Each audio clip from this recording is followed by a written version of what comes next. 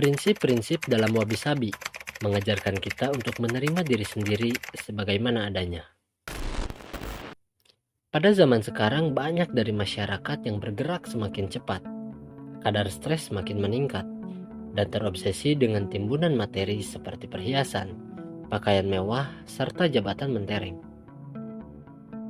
Mungkin banyak dari kita yang terlalu keras bekerja, terlalu memaksakan diri hingga pada akhirnya merasa terlalu kewalahan dalam hidup. Dalam rangkuman buku ini, kita akan mempelajari definisi wabi-sabi dan relevansinya dengan masa kini.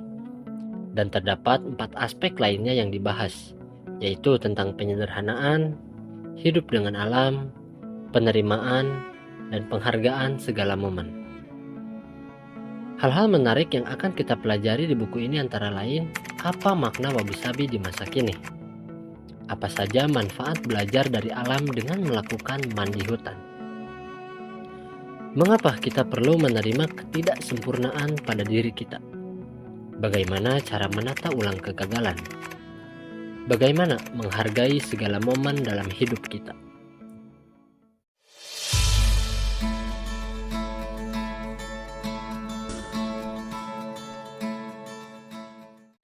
Assalamualaikum warahmatullahi wabarakatuh.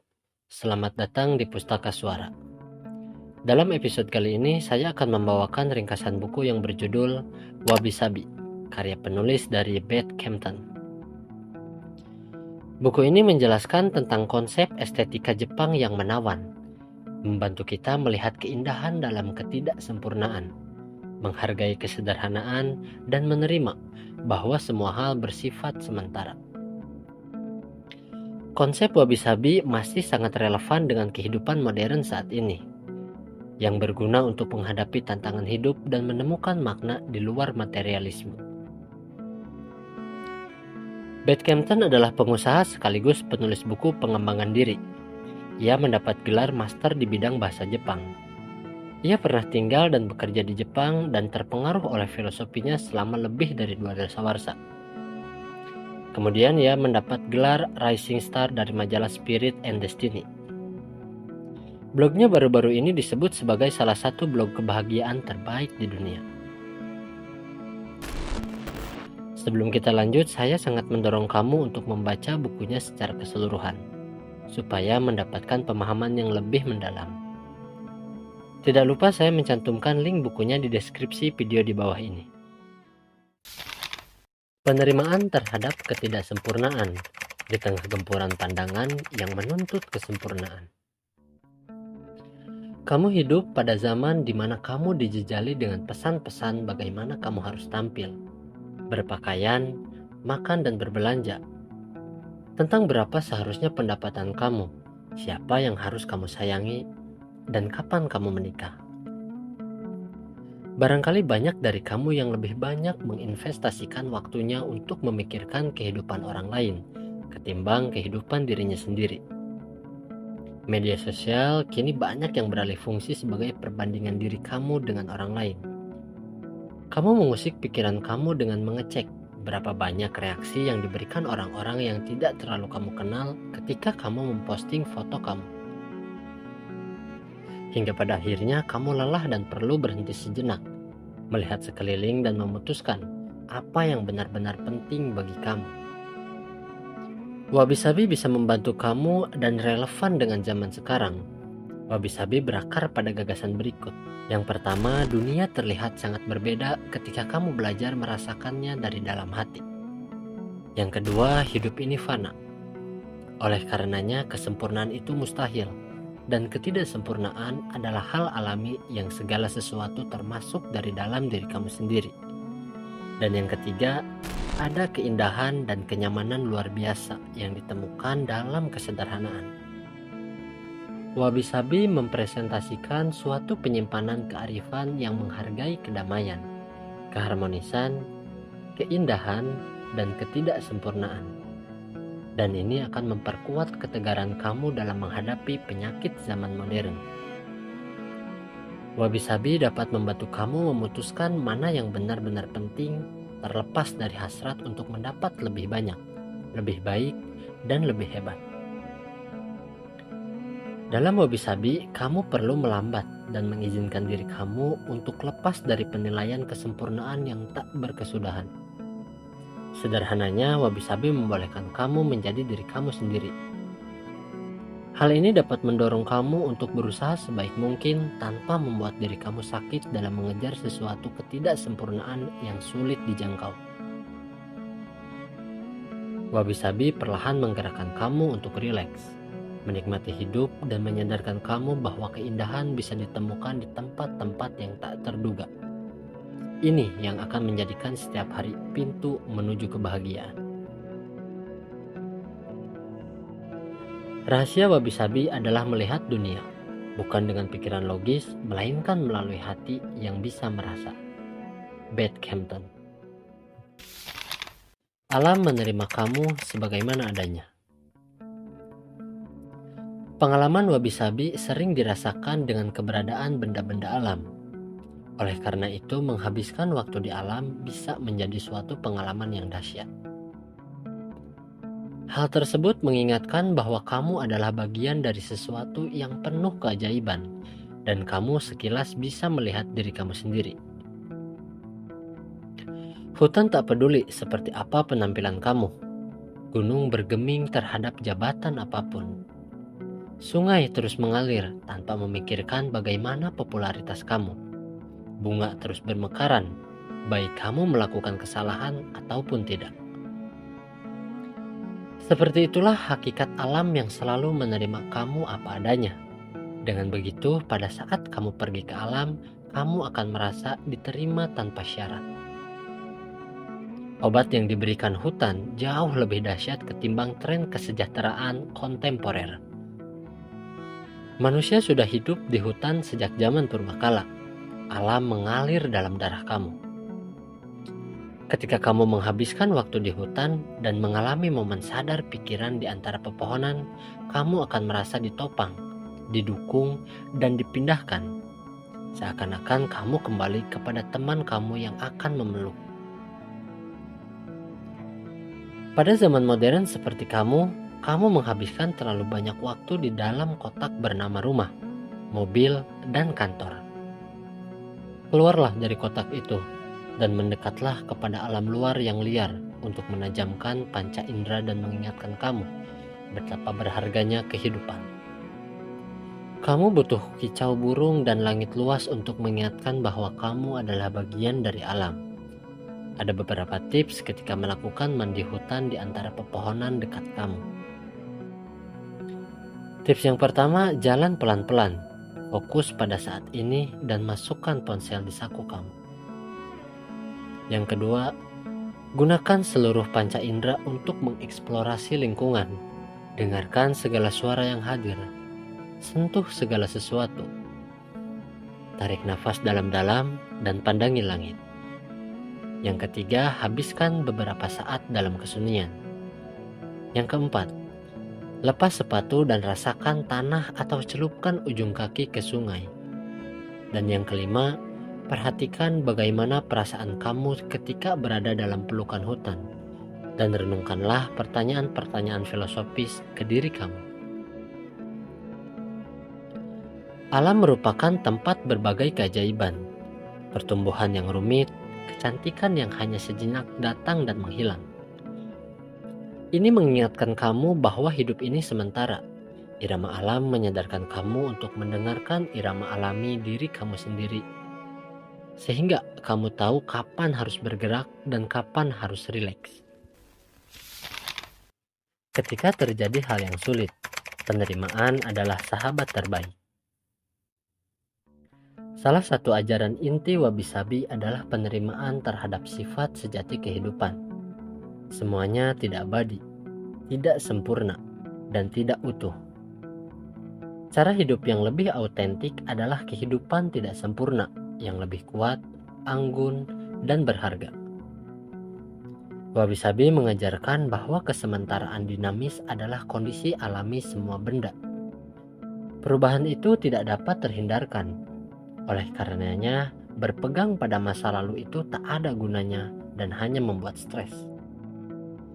Jadilah fleksibel, seperti bambu yang ketika tertiup angin membiarkan dan bergerak mengimbangi. Kekakuan yang menganggap kehidupan tak akan pernah berubah akan membuat kamu rentan. Stabilitas memang membuat kamu aman, namun jika kamu tidak fleksibel terhadap perubahan, maka itu akan membuat kamu tersungkur. Sebaliknya, jika kamu menerima apa yang terjadi, maka mungkin kamu terpukul, tetapi tidak sampai terpuruk, karena kamu bisa segera bangkit kembali. Salah satu perspektif dalam wabi-sabi adalah melihat segala sesuatu besar maupun kecil sebagaimana adanya. Apakah itu perlu dijaga atau dilepaskan saja?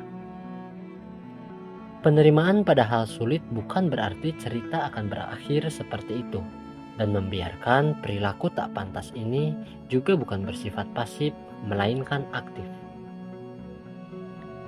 Penerimaan berarti mengakui bahwa itulah yang sedang terjadi dan mengikutinya, bukan menentangnya.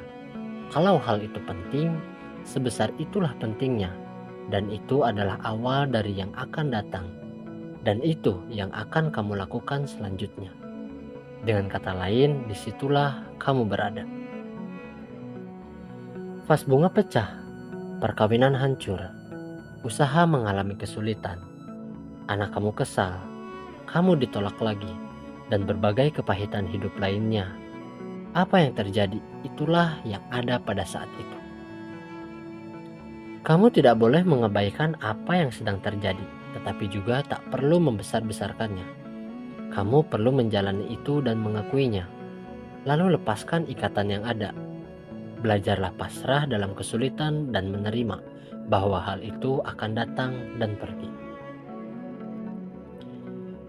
Dalam minggu ini, cobalah menantang diri kamu untuk memperjelas hal-hal yang patut disyukuri dan dibebaskan.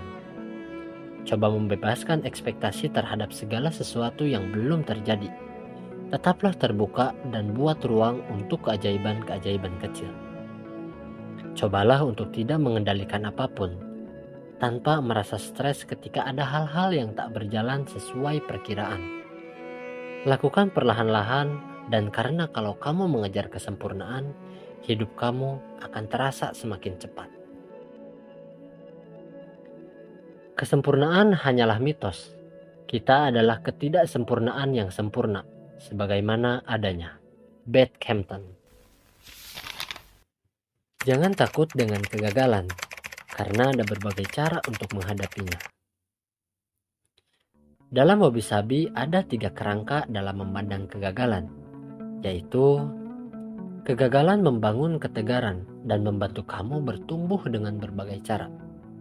Semua orang pernah gagal, dan berhentilah memburu kesempurnaan. Kemudian rasa gagal tidak abadi, selalu ada kesempatan baru setiap harinya. Lalu segala sesuatu berubah, dan ini adalah momen untuk berhenti sejenak. Kompetisi akan mendorong kamu menantang diri sendiri dan menajamkan keahlian kamu. Yang menjadi masalah adalah ketika kamu berusaha memburu kesempurnaan di dunia yang sungguh jauh di luar kendali kamu. Santai saja dan sadarilah bahwa kesempurnaan adalah tujuan yang tak bisa diraih. Yang terpenting adalah prosesnya. Kegagalan itu sulit, tapi kamu bisa memilih sikap kamu terhadapnya. Jika kamu memilih untuk menyesali dan membenci diri kamu sendiri, maka itu hanya akan membuat lebih kelam dan lebih berat. Sebab segala sesuatu berubah, cobalah menjadikannya sebagai suatu pelajaran. Meski berat, jika kamu memilih sikap ini, maka kamu bisa fokus ke hal-hal yang lebih positif. Sadarilah bahwa gagal untuk maju adalah suatu kemajuan. Kegagalan tidak harus menjadi akhir cerita. Kegagalan bisa menjadi awal bab baru kamu, tetapi hanya jika kamu menerima ketidaksempurnaan, menyayangi diri sendiri, dan memilih untuk terus maju. Berhentilah merasa bahwa semua orang menonton dan menunggu kamu gagal. Mereka tidak seperti itu. Terapkanlah 5 langkah bebas stres untuk belajar dari kegagalan. Yang pertama, kebenaran. Sebutkan fakta-fakta tentang apa yang terjadi. Yang kedua, kerendahan hati. Perjelas siapa yang kamu salahkan dan apa peran kamu. Ketiga, kesederhanaan. Gali satu pembelajaran terbesar yang kamu dapat. Keempat, kefanaan. Identifikasi apa yang hilang, apa yang didapat, dan apa yang berubah dalam diri kamu. Yang kelima, ketidaksempurnaan. Ini bukanlah akhir cerita. Putuskan apa yang kamu lakukan selanjutnya. Kesempurnaan tersembunyi di dalam momen yang kamu rasakan pada saat ini. Kamu bisa memakai kata sempurna sepanjang waktu, tapi hanya dalam konteks momen. Percayalah, itulah satu-satunya momen ketika kesempurnaan itu nyata. Sekeping waktu bisa melayang-layang, berkilau dalam keheningan sejenak, dan kemudian berlalu. Suatu momen sempurna itulah yang tak sempurna. Momen ketika kamu berjalan di tengah-tengah hutan, menghirup udaranya dan merasakan sentuhan angin. Sungguh sempurna. Momen di pagi hari ketika kamu keluar rumah membiarkan sinar matahari menyirami tubuh kamu. Itu begitu sempurna. Di dunia ini yang terus bergerak, momen-momen seperti itu bisa terasa seperti mengedip kepada kamu. Sejenak kamu melihat diri kamu sepenuhnya terbenam dalam pengalaman itu. Tidak terusik masa lalu atau masa depan dan menyadarinya bahwa momen itu tidak akan berlangsung selamanya. Jika kamu mampu melambatkan tempo, terfokus dan memperhatikan cukup lama, maka kamu akan menemukan hal-hal berharga pada detail-detail kecil kehidupan sehari-hari. Saat kamu terlalu tergesa-gesa, mata terpaku pada masa depan, atau menatap ponsel, ataupun teralihkan oleh kehidupan orang lain, maka kamu akan melewatkan kesempatan untuk berhenti dan mengambil momen-momen indah milik kamu sendiri, serta merasakan wabi-sabi. Kamu sebenarnya tahu betapa hidup bisa menyenangkan di saat kamu terfokus pada momen di dalamnya. Hanya saja tanpa sadar kamu melewatkan hari-hari kamu dengan tergesa-gesa, teralihkan, stres, atau terkurung dan berada pada jalan kehidupan yang terasa asing. Ketika kamu benar-benar membuka mata dan hati, keindahan akan memanggil kamu, menembus kehebohan dan kebisingan. Wabi-sabi mengingatkan kamu untuk memeluk setiap tahap kehidupan, sehingga kamu dapat menikmati penuh penghargaan. Ketika kamu memilih untuk hidup dengan tempo yang sesuai dengan kamu, melakukan sebaik-baiknya, dan kamu menerima bahwa hanya itu yang bisa kamu lakukan, maka segalanya akan terasa berbeda. Setiap tahapan hidup adalah waktu yang bertumbuh. Saat itulah keindahan dari dalam akan memancar keluar. Kesimpulan buku. Wabi-sabi adalah menerima ketidaksempurnaan di saat dunia menuntut kamu untuk sempurna. Ketika kamu pergi ke alam bebas, kamu akan merasa diterima tanpa syarat. Sungai-sungai, angin, burung-burung akan tetap bergerak ketika kamu memasuki alam. Bagaimanapun keadaan kamu, entah kamu dalam keadaan buruk ataupun tidak. Lihatlah segala kejadian sebagaimana adanya. Terimalah dan bergeraklah aktif untuk mengatasinya. Jika kamu gagal, jadikanlah itu sebagai pembelajaran dan perlambat tempo kamu. Kesempurnaan dalam tahapan kehidupan adalah tujuan yang tak bisa diraih. Nikmatilah setiap momen dalam kehidupan kamu, maka keindahan akan memanggil kamu, menembus kehebohan dan kebisingan hidup. Itulah ringkasan buku yang berjudul Wabi-sabi, karya penulis dari Beth Campton. Terima kasih sudah menonton video ini. Mohon maaf atas segala kekurangan. Semoga video ini bermanfaat. Jika kamu menyukai video ini, jangan lupa untuk like dan subscribe. Insya Allah saya akan terus menghadirkan video-video ringkasan buku yang menarik dan informatif. Sampai jumpa di video selanjutnya. Wassalamualaikum warahmatullahi wabarakatuh.